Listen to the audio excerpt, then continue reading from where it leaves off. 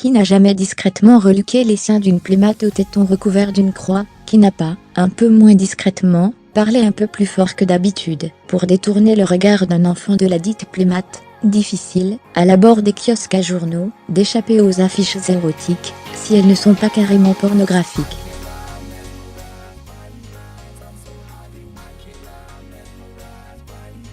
Alors que Florence Foresti s'est interrogée sur leur nécessité sur son compte Instagram, 20 minutes a demandé à Media Kiosque, le propriétaire des kiosques parisiens, pourquoi les femmes nues étaient incontournables sur leurs parois.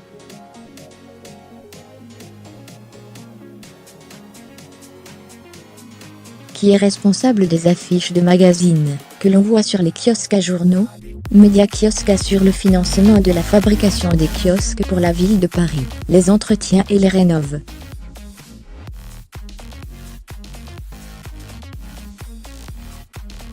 C'est un service gratuit, financé par les annonceurs, un peu sur le modèle des panneaux publicitaires Jésus-Christ de Co.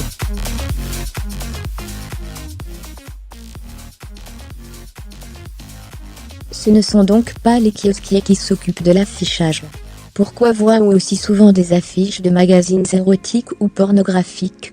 En France, nous avons la chance d'avoir la liberté de la presse, qui nous oblige à afficher pour le compte d'éditeurs de presse, quels qu'ils soient.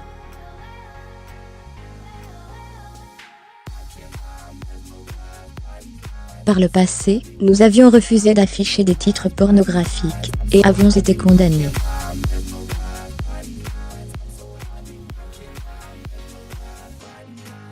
Seule la préfecture de police peut refuser un affichage, pas nous. Comprenez-vous que ça puisse choquer des gens? On fait en sorte de heurter le moins possible.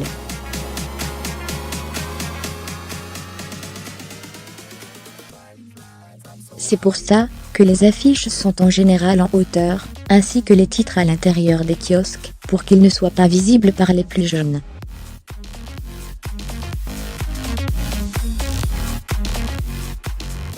Il y a aussi une réglementation pour ce type de publication.